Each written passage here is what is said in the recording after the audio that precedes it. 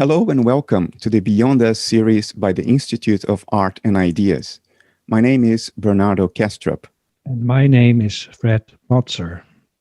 In this series, we are exploring four concepts that underpin and define the modern world: knowledge, competition, language, and growth.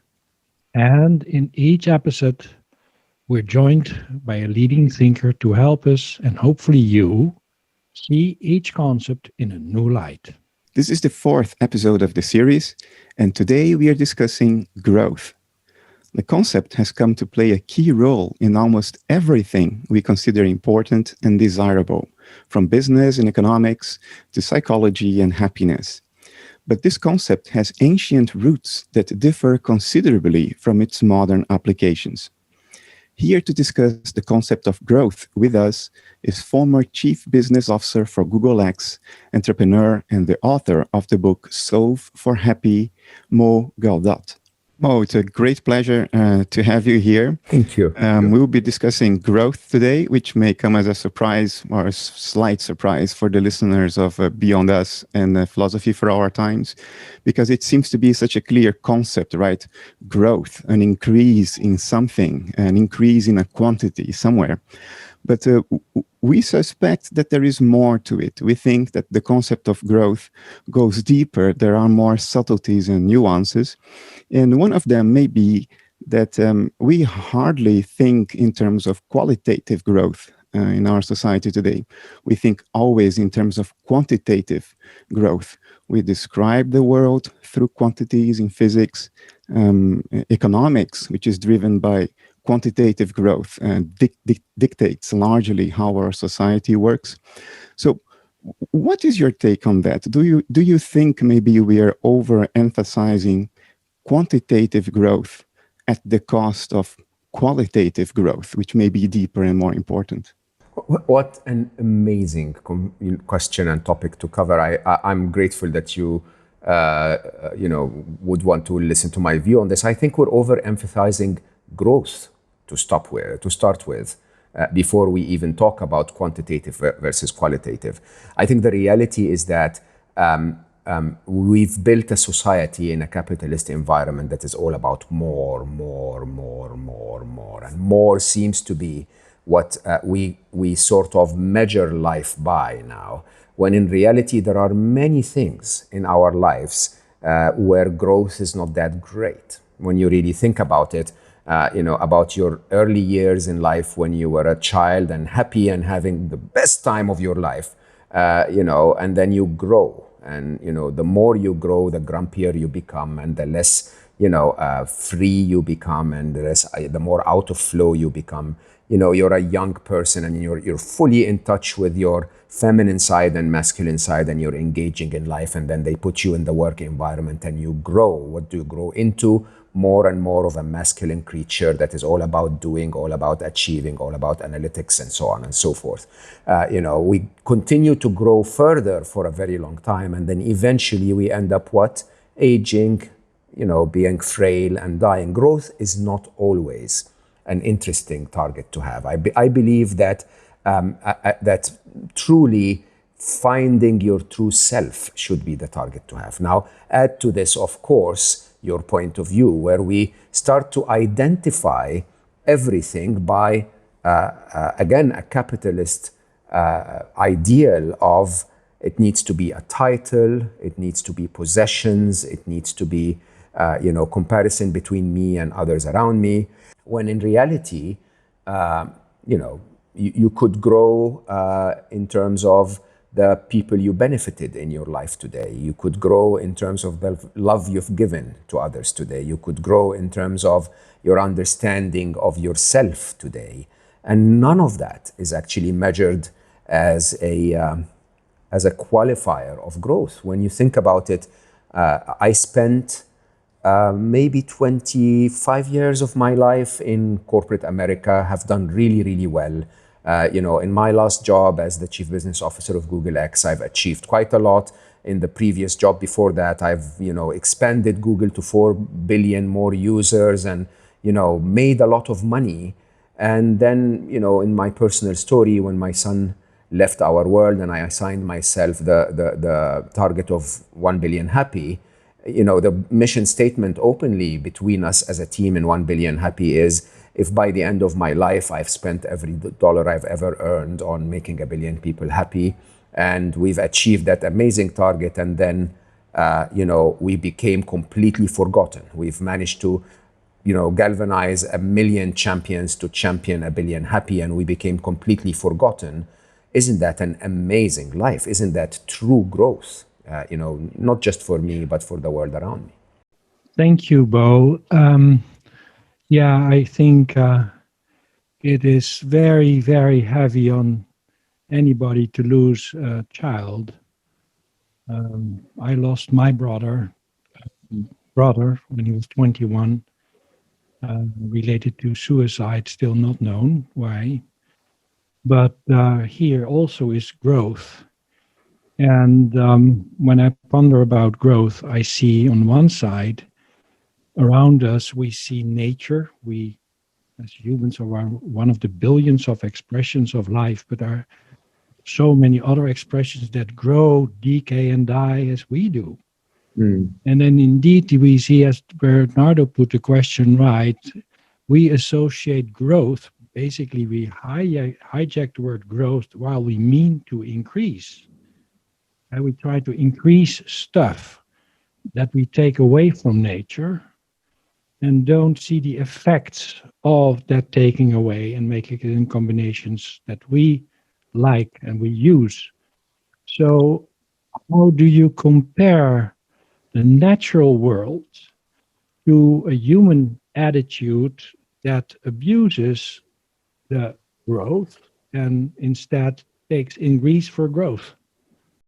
That's such an interesting view of it, because what are we growing? We're growing the number of cars we have in our garage, the number of recreational trips we have, the number of devices that we use, and so on and so forth. We're growing our life of luxury, as opposed to what are we losing? What's the price that we're paying for all of this? And the price is very straightforward. The price is we're losing the planet, right? And it's quite interesting, because if we told everyone, by the way, for every gallon of fuel that you use, we're going to tax you a day of your life at the end.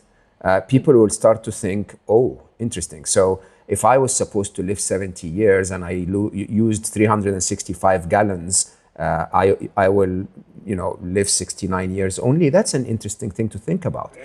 And the truth here is that we're taxing our entire life. We're taxing our entire planet less and less years, to live. We're just literally telling everyone, for you to have the convenience of commuting to work alone and have the luxury of flying over to the Maldives and burning tons of fuel because your beach that is, 10 kilometers or 100 kilometers away is not good enough. I think it's because nobody's really thinking about what are we growing and what are we losing, in result as a result of that. It's simply like telling a bodybuilder, go to the gym and grow your muscles massively by using steroids or whatever, but understand that 3 years from now or 7 years from now, you're going to be fat and rounded and you're not going to be able to keep it going, right?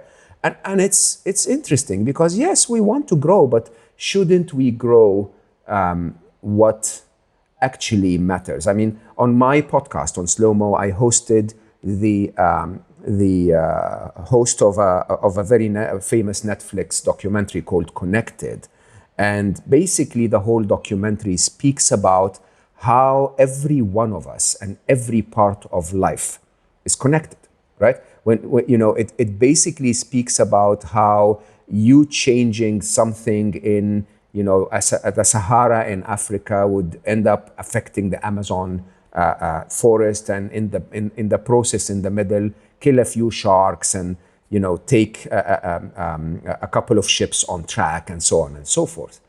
And I think the challenge with humanity is that we don't see it that way. We see it as hey, I want to drive another 1,000 kilometers. And I think what we're doing is we're shrinking. We're not growing. We're literally killing our planet. When I was a kid in the late 70s and early 80s, more in the beginning of the computer and automation revolution, there was a lot of talk in the media about automation reducing our workload. That these more laborious tasks would be performed by computers and machines and robots, and we would have a lot more time for ourselves, which it would be great for growth because we would have time to grow then as people. But because of this mad rush for increase, as Fred put it, not growth, mad rush for increase, which we call growth, we still work more than we worked back then, probably, because we are in this desperate mad dash to keep growing. I mean, in the corporate world, I was in the corporate world for well over 20 years. And there is this adage that a company that doesn't grow is a dead company. Yeah. So now we've equated increase with existence. So if we don't increase, we no longer exist. Isn't that a fantastic missed opportunity for true growth if we would stop this mad dash and then focus on actual growth as nature does? I think it's mad in so many ways because from one side, we have had a definition of growth that's actually not at all related to growth, right? So if you ask me, I mean, I post that a lot on social media and I speak to a lot of varied people on my podcast, but I actually do speak to quite a few monks, right? And I'm fascinated by the impact that meditation would have on your health and life and so on. And so I interviewed Matthew Ricard and Ajahn Brahm and Thupten Galen and Thupten Jinpa and so on. Galen Thupten and Thupten Jinpa and so on. And they tell you that their life is a life of growth. And I'm like, hold on. I mean, Matthew Ricard is a PhD in cell biology, right? Who gives up on all of that and goes through a life of 45 years of meditation and self-reflection and teaching and so on. And I asked him and I said, Matthew, you've given up on a wife, on a family, on a PhD, on a life. And he says, well, but I've gained myself. And when you think about it, I was like, so what do you mean? Huh? What have you gained? And he said, well, I actually am happy. I feel centered. I feel balanced. I'm not hungry. Okay. I don't crave anything and not have it.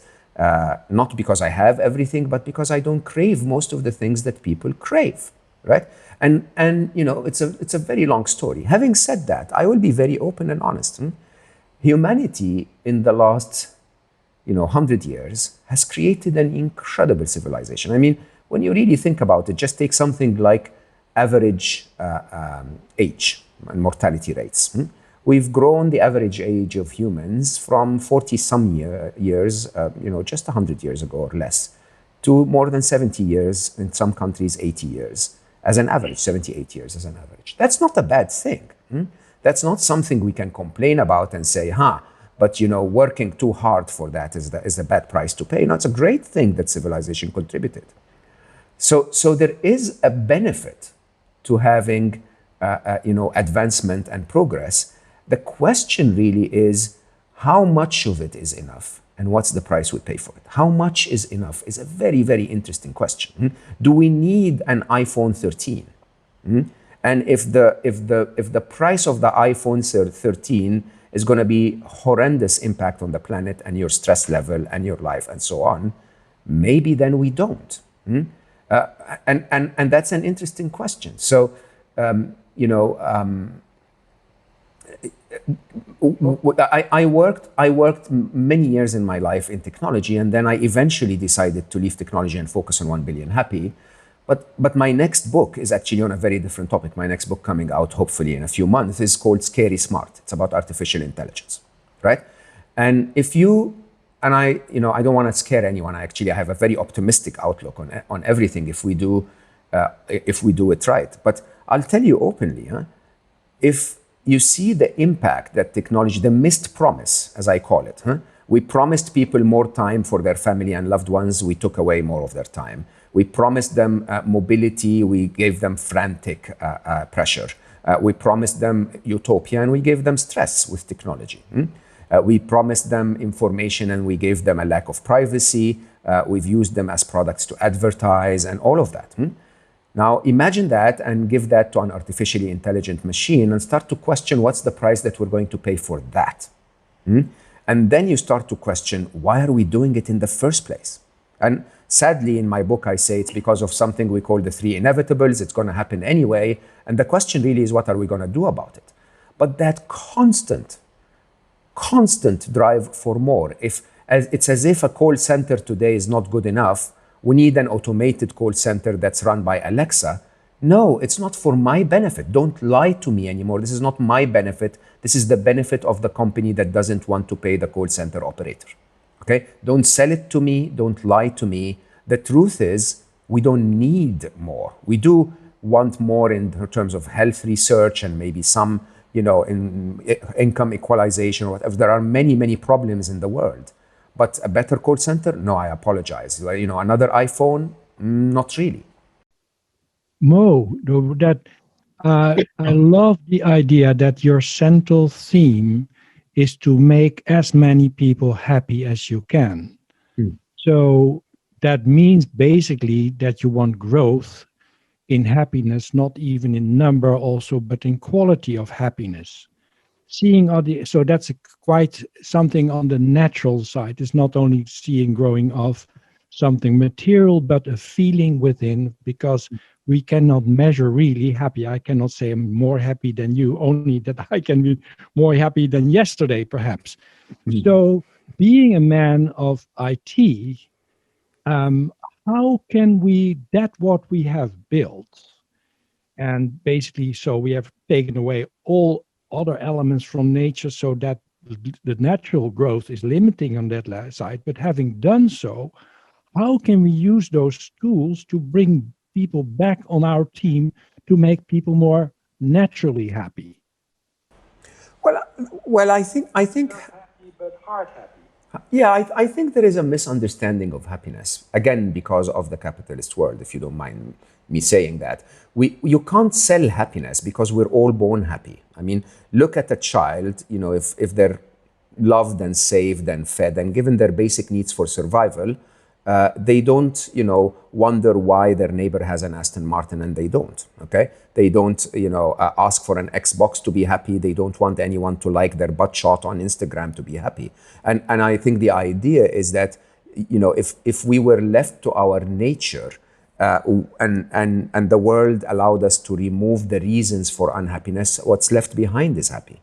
But you can't sell that. Aston Martin cannot go and say, hey, buy your, I'm not attacking a specific company, but, luxury cars companies cannot tell you, hey, by the way, happiness is innate within you. You can find it by really, really accepting life and doing the best that you can. That's not a very good sales strategy. And so we're in that place where we're taught to criticize everything, so we see what's wrong with everything. We're taught to want everything that we don't have and never feel contented with what we have. And because of that, we're constantly unhappy. Now, happiness in my work is very measurable. It's very predictable. It's a simple equation. Happiness is equal to or greater than the difference between the events of your life and your expectations of how life should be. And I'll give you the starkest of all examples. I started 2020. We all do New Year's resolutions. I did what I call the New Year's intention. I don't like resolutions. They sound too much like targets from my boss. So my New Year's intention for 2020 was, it's going to be my year of silence and space. And so they lock us down. Whoa, I'm like, wow, thank you. I appreciate the lockdown, right? And of course, as you look around the world, there are many, many people who were very, very, stressed and felt very unhappy about the lockdown. And when you think about it, it wasn't because I was locked down differently than anyone. It's because my wishes and hopes from life was that I would be able to become what I used to call a half monk, spend 50% of my year in monk-like retreats. So you lock me down and I'm like, hallelujah, the world has provided, right? Now, does that mean I'm disrespectful of the need of people who are in lockdown and feeling deprived and feeling alone and feeling, scared by COVID-19 and so on and so forth? Not at all. But here is my definition of happiness. Actually, let me start with my definition of unhappiness because it's easier to understand.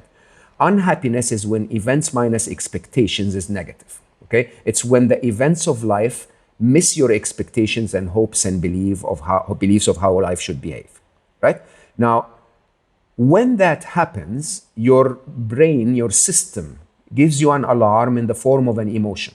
That emotion is simply telling you something is not exactly how I want it to be. Just pay attention, please. It's worthy of your attention. Okay? Now, when you think about it this way, unhappiness and shame and regret and fear and worry and all of those negative emotions is simply a fire alarm. It's a survival mechanism.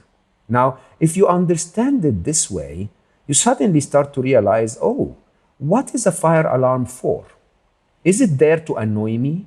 Is it there for me to switch it on every day a few times just to feel the noise? Or is it there for me to tell me that there is something that might be a threat, verify if it's a threat, and if it is, take action?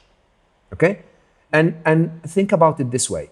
If a fire alarm goes off in this room right now, what will I do? The natural thing to do is I will walk outside, I'll verify if there is a fire, and I'll take action. If I do that, I don't suffer the noise of the fire alarm anymore, and I've made my world better. Now, interestingly, that's not what we do about happiness. Your partner tells you something hurtful on Friday, right? So on Saturday, you wake up and say he or she doesn't love me anymore. On Sunday, you wake up and say it's because I'm fat. On Monday, you say I hate dating, so I'm never going to go on a date again. On Wednesday, you say he or she must be cheating on me. I'll spend the rest of my life alone. Now, when you really think about that, the event happened on Friday. It hurt your feelings. That's a fire alarm that basically says, send them a text and say, baby, can we please talk about this because it hurt me? But instead, you choose to play the fire alarm again on Sunday and Monday and Tuesday. That's like the Netflix of unhappiness. Okay? Seriously, it's unhappiness on demand. The event happened and is over, and you choose not to do anything about it, but sit in the fire alarm. Now, if you ask me, is that manageable? Can we actually control that? Yes, of course. Control it like you control the fire alarm. I have a flow chart of 3 questions. Okay? Question number 1 is, if my brain tells me he or she doesn't love me anymore, I'll ask the question, is it true, brain? Okay? Is this statement true? Should I upset myself for the rest of my life about it? Or are you just freaking making this up? Right? If it's true, if it's not true, I'll drop it. If it is true, then question number 2, what can I do about it? Is there something I can do about it? Can I talk to them? Can I maybe, send them a text message? Can I leave them and look for someone else? Whatever. If there is something you can do, do it. If there isn't, okay, then yeah, maybe that's like now the Jedi master level of happiness, but it's not very difficult. You ask yourself the 3rd question, okay? Can I accept it and do something that makes life better despite its presence? Okay? My partner seems to be breaking up with me, and there is no way we can fix this. I could sit in a room, hit my head against the wall for 27 years, or I can simply say, okay, that relationship is over. What can I do now? Can I get up, go to the gym, find another partner? Is there something I can do to make life better despite that breakup? And if we think about life that way, 99% of the things that make us unhappy, in all honesty, don't deserve the unhappiness. I had a friend of mine walk into my office once, and she said the Uber driver was super rude, and I was like, oh, I'm so sorry about that. So she said, okay, can we go have coffee? And I was like, that's it? You're not going to complain about the Uber driver for half an hour? And she said, why? It was a 7-minute drive. He was super rude. Should I spend the next 7 hours of my life complaining about it and ruin my day? 7 minutes, done. I told you, it's off my chest. Let's go have coffee. what you say strikes me as being as simple as it is true, Mo, and simplicity is the hallmark of truth, in my view, based on my own experience. How would you relate your understanding of happiness with a more nuanced, more natural, deeper idea of growth? So I define two things. So my equation says events minus expectations. It doesn't say events minus ambitions. Okay? And these are two very different things. So you know, when I started, I wrote Solve for Happy, my book. It became an international bestseller, and then I went on TV for interviews. Some of them got viral. Within 8 weeks from release of Solve for Happy, we had 87 million views, of which more than 10 million had taken action. At the time, the mission was 10 million happy, right? So we sat back as a group. We were a group of 4 or 5 at the time, and we said, let's increase the mission. Okay, I didn't go from 10 million to 12 million. I went from 10 million to a billion happy. Now, that is an ambition. Don't get me wrong. It took Jesus 2,000 years to reach a billion people. I am nobody. I'm never going to reach a billion people. It's as simple as that. But it's a wonderful ambition to have. It's a wonderful directional aspiration to wake up to every morning. My expectation, on the other hand, is I am a normal human. I know a little bit about this topic. I can probably reach out to a few thousand people a day. And hopefully, if I reach out and do this right, I'll make a few hundred people happy every day. And maybe every now and then, I'll have someone excited enough to become a champion and spread the message on their own. And you'll never know. Maybe if I, as I said, as per our mission, if I do this enough, those champions will trigger other champions and we'll have 1 million people making 1 billion people happy. Now, that's an amazing, amazing, amazing dream, but it's not an expectation. I can't hold myself down to it and say, you gave yourself a target, 1 billion happy, you have 10 years more to live, you know, you need to get a 10 million or 100 million happy every year, you're falling back on your target. I can't do that, okay? All I can do is to say, woke up today, have 2 public talks today and an interview, reached a few hundred people, did a post, you know, with a proper content online. That's the best I could do today. I wrote a book I'm editing, hopefully, you know, on Saturday, Sunday, Monday. Great, that's the best I can do. And that's a proper expectation. If the expectation is met, I'm happy. If the ambition is missed, I'm realistic. No, all of a sudden what goes through my mind, Mo, is I think 20, 30 years ago, a friend of mine, Dr. Jerry Jampolsky, said he was meeting Mother Teresa, and she was somewhere in the slums of India, and she was taking care of a very ill person. And then somebody came to her and said, dear mother, please be aware there are 10,000 people waiting in an auditorium to be addressed by you about health and all that kind of stuff, indirectly, of course, related to health.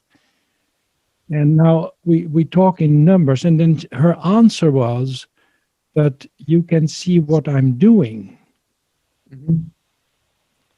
So that brings to me always reflection, where am I myself with my attention?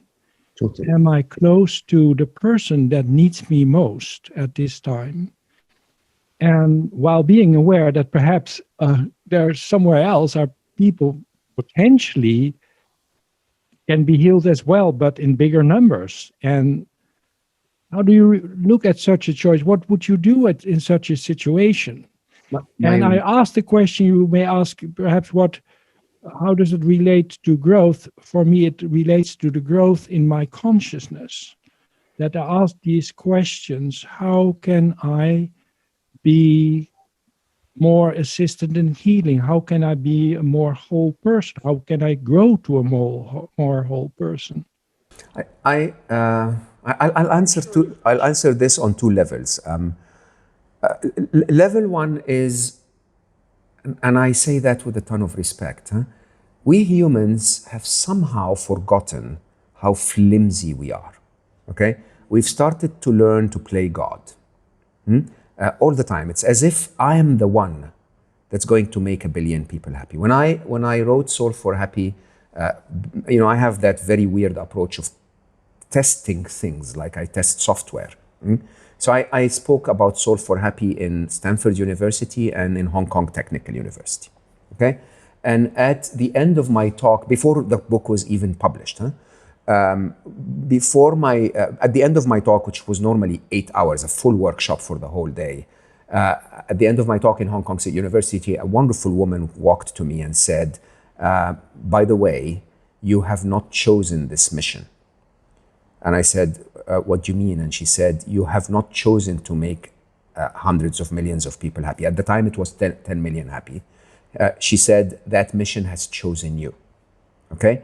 And so I was looking at her, and then someone else asked a question. You know how people would gather around at the end of a speech. So I looked at them and said, just give me 1 minute, looked back at her, and she wasn't there. Right? And in my mind, she just hit a very interesting chord. Because she reminded me of what my son used to teach me. So my son, who left our world, was really, really, really my guru in so many ways. And you know, I was that Google executive who always looks at the world as billions of opportunities, and you know, I need to reach 1 billion more users, you know, make $1 billion more, and so on and so forth. And I had that illusion in my head that I actually can do that stuff because I've done it many times. You know, I've started businesses, I've grown stuff, and so on. And he walks into my room, Ali, and he says, Papa, there's something I need you to understand. I think he was 17 at the time. And I said, what, Habibi? And he said, you're never going to fix the world. You know that. And I was like, what do you mean? Why are you bringing that? Where is your spark, Ali? Why don't you have a spark in you that gets you excited every morning? And he said, Papa, listen to what I said. You're never going to fix the world. Okay? There's always going to be someone suffering. There's always going to be someone in need. There's always going to be someone that's unjustly treated. You're never going to fix the world. What you can do is fix your little world. And if you fix your little world will grow. I said, oh, okay, that actually sounds interesting. What does that mean? He said, well, you're trying to make so many people better at work or whatever. Make yourself better. Okay? You're trying to make so many people happier, make yourself happier. If you do it well enough, you'll be able to make me and my sister and my mother happier. And if you do that well enough, you're going to extend to the rest of the family. And if you do that well enough, you're going to get to your department, then your company, then your country. And then the world will send you people to make them happier because you got better at it. So instead of trying to reach 1 billion people when you're crappy at what you're doing, just be good at what you are by fixing your little world, and then your little world will grow. And when you really think about it, most of us end up changing the world from the most unexpected place ever. Okay? So, and by the way, not about changing the world, changing your life, changing your family, changing your career. All of the things that really ever mattered in your life, happened so unexpectedly. Okay? Most of them were not your design. Most of them were not even on your plan. I interviewed on Slow Mo the most incredible angel, because you said Mother Teresa. I think the living Mother Teresa in our life is a person called Dr. Edith Eger. Yeah, Edith is just an absolute angel in a human body, 93 years of age. When I interviewed Edith, she told me about how she was taken to Auschwitz when she was 16 years of age. Okay, and Edith was there, and she basically spent her time, she walks into Auschwitz, and the general, the angel of death, literally sentences her mother to death the minute they walk in. Okay? And she spends the time in the concentration camp helping others survive. Right? And she says, because I helped others survive, when it was the death march at the end of my journey in that story, I was so frail that I was falling to the ground, and then I would see two women coming from behind me, carrying me from both sides and keeping me going so that they don't shoot me.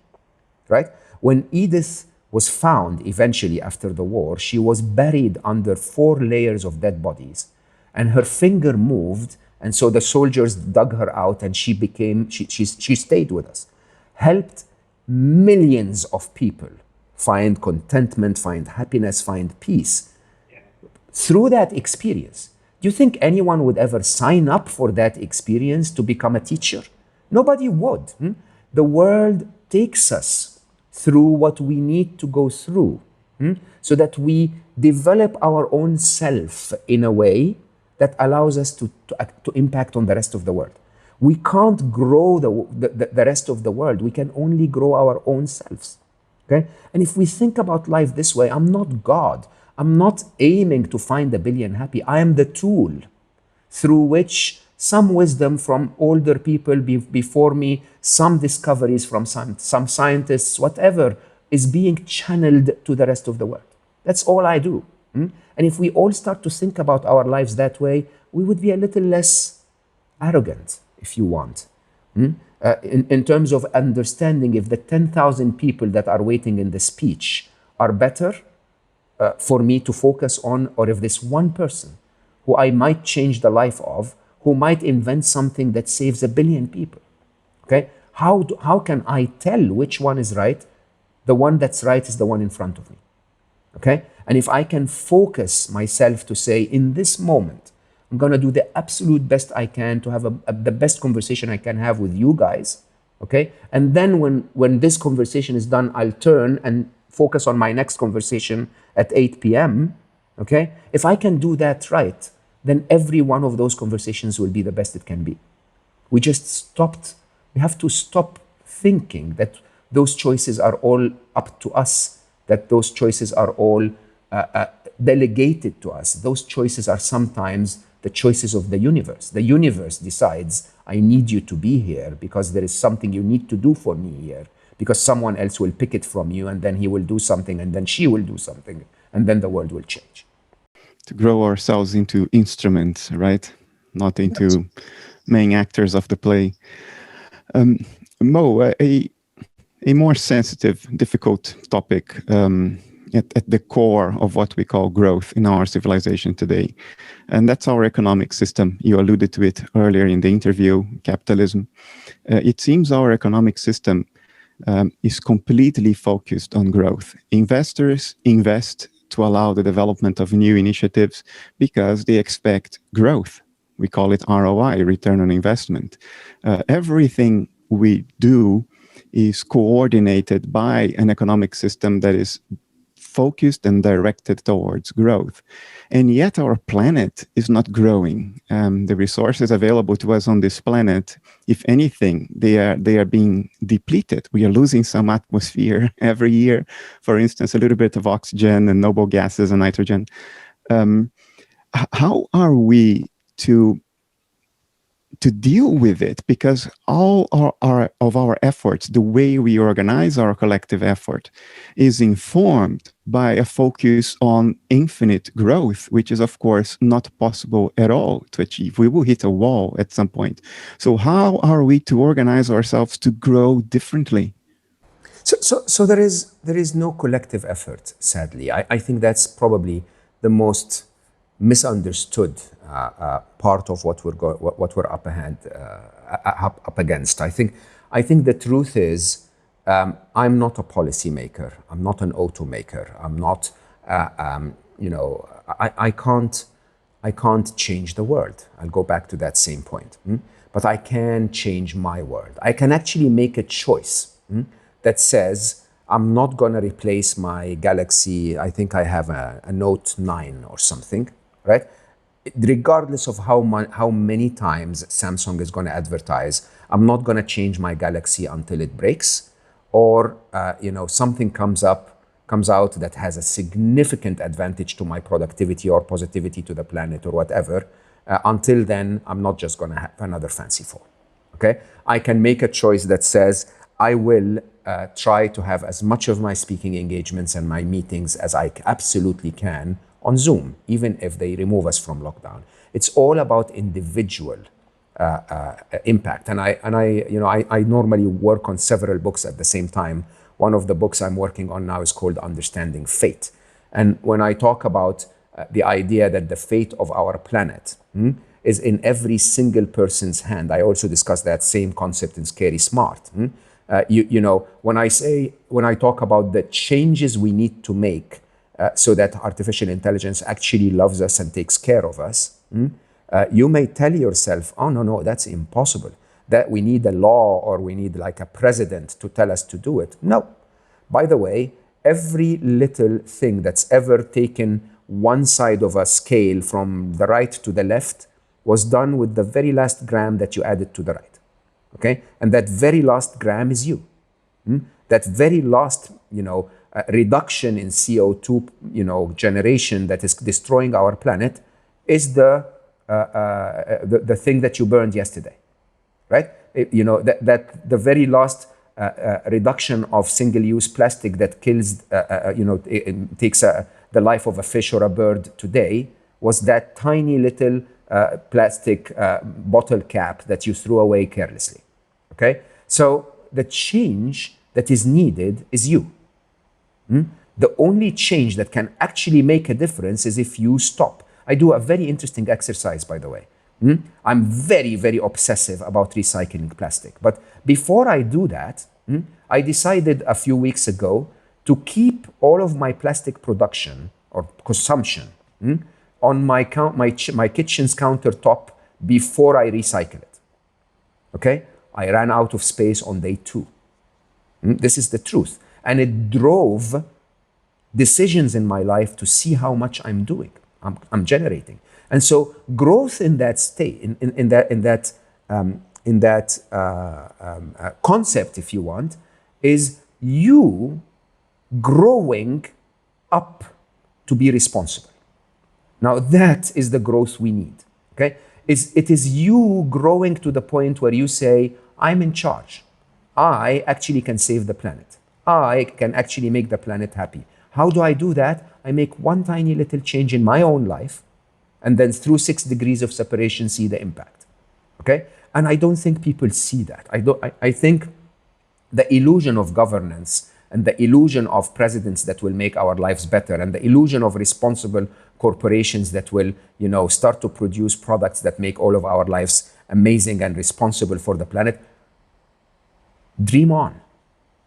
Good luck with that, okay? The only thing you can affect today is one less plastic bottle, okay? The only thing you can affect today is a decision that you're not going to buy another iPhone. The only thing that you can affect today, I drive a 2004 car, okay? I make it as efficient as I can. I drive it twice a week, right?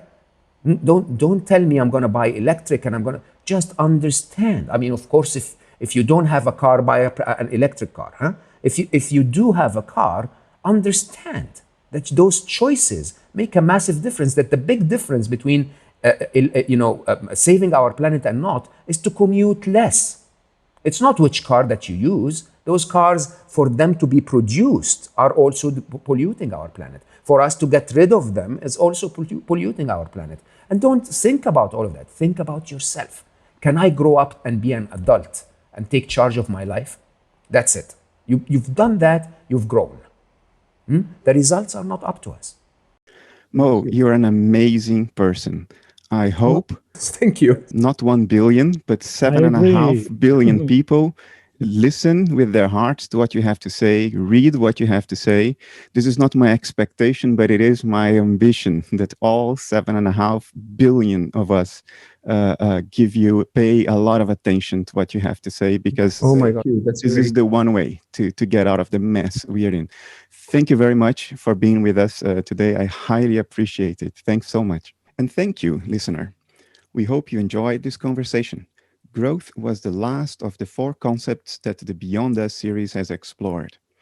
For those of you who can't get enough, don't worry, there is a final bonus episode in store where Fred and I will be reflecting on each episode and the series as a whole and seeing if we can come to any conclusion of our own. Thanks for listening or watching, and until next time.